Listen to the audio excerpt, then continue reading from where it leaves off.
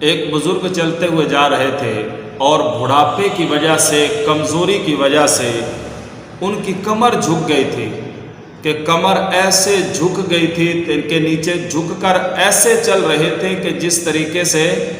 کسی کی کوئی چیز گم ہو جاتی ہے تو بڑے دھیان سے نیچے منہ کر کے چلتا ہے۔ تو اب یہ بزرگ جو ہے وہ بزرگی کی وجہ سے کمر جھک گئی، تو جب چل کر جا رہے تھے تو راستے میں ایک نوجوان لڑکے نے مذاق بنایا اور کہا کہ بابا جی کیا گم ہو گیا ہے کہ اتنی نظریں جھکا کر چل رہے ہو؟ تو اس پر اس بزرگ نے کسی قسم کا کوئی غصہ نہیں کیا، اس بچے سے کہا کہ ہاں بیٹا میں کچھ ڈھونڈ رہا ہوں، میں اپنی جوانی ڈھونڈ رہا ہوں۔ اس پر اس لڑکے کو بڑا تعجب ہوا اور وہ متوجہ ہوا کہ کیا جوانی بھی ڈھونڈنے کی چیز ہے اور کیا ڈھونڈنے سے یہ جوانی دوبارہ مل سکتی ہے؟ اب اس چیز پر غور کرتے ہوئے اس نے بزرگ سے پوچھا۔ اب اگر بزرگ غصہ کر جاتے شروع میں ہی تو اس بچے کو نصیحت حاصل نہ ہوتی، لیکن اس بزرگ نے کسی قسم کا غصہ نہ کیا اور اس بچے سے کہا کہ بیٹا میری جوانی گم ہو گئی ہے۔ اور جب اس بچے نے سوال کیا کہ کیا یہ جوانی دوبارہ مل سکتی ہے، تو اس پر وہ بزرگ کہنے لگے کہ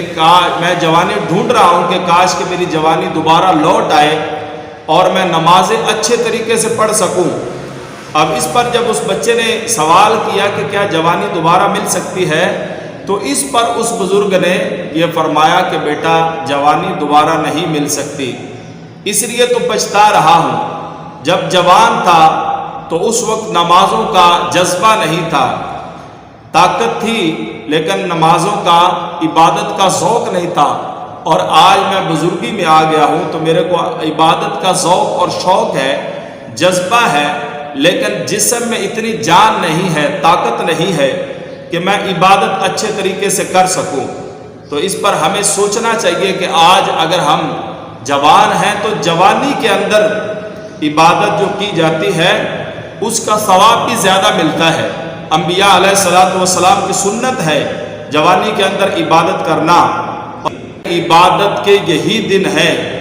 ریاضت کے یہی دن ہے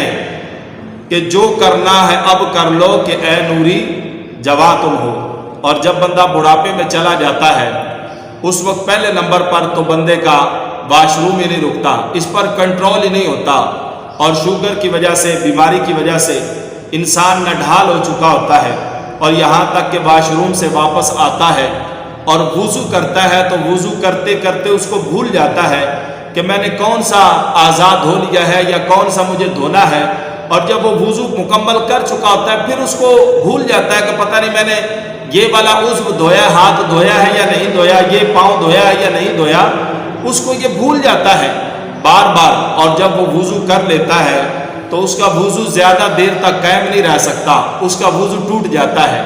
اور اگر وضو قائم رہتا بھی ہے اور جب نماز کی حالت میں وہ آ جاتا ہے تو نماز کی جب نیت باندھتا ہے تو اس نے کیا پڑھنا ہے اس کے دماغ سے یہ چیز نکل جاتی ہے، اور یہاں تک کہ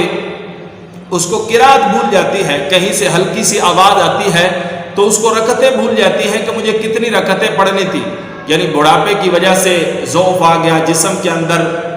دماغ کے اندر کمزوری آ گئی، جس وجہ سے اس کو یہ ساری چیزیں بھول جاتی ہیں، اور جب وہ پڑھتا ہے اور کھڑے کھڑے تھک جاتا ہے اور جب رکوع میں جاتا ہے تو گھٹنے اس کے درد کرنے لگ جاتے ہیں، اور یہاں تک کہ جب سجدے میں جاتا ہے تو اس کی سانس دبنے لگ جاتی ہے۔ یعنی بڑھاپے کے اندر عبادت بندہ کرتا تو ہے، لیکن بڑھاپے کے اندر، صحت کے اندر کمزوری کی وجہ سے، بیماری کی وجہ سے صحیح طریقے سے عبادت کر نہیں پاتا۔ اس کے دل کے اندر جذبہ بہت ہوتا ہے، عبادت کا ذوق اور شوق بہت ہوتا ہے، فکر آخرت اس کو بہت ہوتی ہے، اس کو اپنی قبر کا بڑا فکر ہوتا ہے اور جنت کا طلبگار انسان بن جاتا ہے، لیکن اس وقت جسم کی ناڈھالی اور بیماری کی وجہ سے اس کو عبادت کے اندر ذوق اور شوق تو ہوتا ہے، لیکن کمزوری کی وجہ سے وہ اچھے طریقے سے عبادت نہیں کر پاتا۔ تو آج ہمارے پاس وقت ہے، یہی دن ہے، اسی کے اندر عبادت کی جائے۔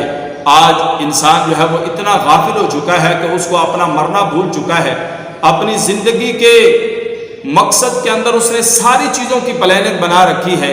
اپنی موت کی کوئی پلاننگ نہیں بنا رکھی۔ آج کسی کا اچھا مکان دیکھ کر دماغ کے اندر دھیان آتا ہے کہ مجھے ایسا مکان بنانا ہے، اور کسی کا اچھا کپڑا دیکھ کر اس کی طرف دھیان آتا ہے کہ مجھے اچھا کپڑا لینا ہے، حتیٰ کہ ہماری خواہشیں ٹکرا کر واپس آتی ہیں۔ اور اگر کسی کا اچھا مکان دیکھ کر، اچھا بنگلہ دیکھ کر ہماری سوچ جو ہے وہ واپس آتی ہے کہ ایسا مکان مجھے بنانا ہے، تو کسی کی قبر دیکھ کر بھی یہ تصور کرنا چاہیے کہ ایک نہ ایک دن میری قبر بھی ایسی بننی ہے۔ آج کسی کے کپڑے دیکھ کر، کسی کے خوبصورت اچھے کپڑے دیکھ کر یہ توجہ تو بڑھتی ہے کہ اس طرح کے کپڑے میرے ہونے چاہیے اور ایسے کپڑے میں بھی لوں گا، اور کسی کا کفن دیکھ کر بھی ہمیں یہ توجہ رکھنی چاہیے کہ ایک نہ ایک دن ایسا کفن مجھے بھی پہننا ہے۔ آج کسی کی اچھی گاڑی، بڑی گاڑی دیکھ کر ہماری توجہ بڑھتی ہے کہ ایسی گاڑی میری بھی ہونی چاہیے اور ایسی گاڑی میں بھی لوں گا، تو اس کو ذرا یہ بھی سوچنا چاہیے کہ ایک نہ ایک دن میت گاڑی کے اندر بھی سوار ہونا ہے۔ آج بچوں کے مستقبل کے لیے سوچتے ہیں، دنیا کے مستقبل کے لیے سوچتے ہیں، اور آخرت کی جو نعمتیں ہیں اس کا تصور نہیں بچوں کو دیا جاتا۔ آج بچوں کو دنیا کی دھوپ سے بچانے کے لیے ان کی تعلیم کا دھیان رکھا جاتا ہے، ان کے طرح طرح کا مستقبل بنانے کے منصوبے بنائے جاتے ہیں، لیکن اس بچے کی آخرت سنوارنے کے لیے، آخرت کی دھوپ سے بچانے کے لیے اس بچے کو کسی قسم کا کوئی ذہن نہیں دیا جاتا۔ آج بچوں کو مال کمانے کے لیے تو سوچ دی جاتی ہے کہ ایسا مال کمایا جاتا ہے، اتنا مال کمایا جاتا ہے، اس کام میں ایسی پروفٹ ہے، اور ان بچوں کو حلال و حرام کا ذہن نہیں دیا جاتا۔ تو اس پر ہمیں غور و فکر کرنا چاہیے کہ اس دنیا سے جانے کے بعد آگے جا کر ان تمام چیزوں کا حساب و کتاب بھی دینا ہے۔ اس مختصر زندگی کے بعد آگے بھی ایک مرحلہ ہے، اس سے بھی گزرنا ہے، اور اس کے لیے بھی ہمیں دنیا پر ہی تیاری کرنی چاہیے۔ تو ہمیں اپنی آنکھوں سے غفلت کا پردہ ہٹا کر دنیاوی معمولات کے ساتھ ساتھ قبر و آخرت کی فکر بھی کرنی چاہیے۔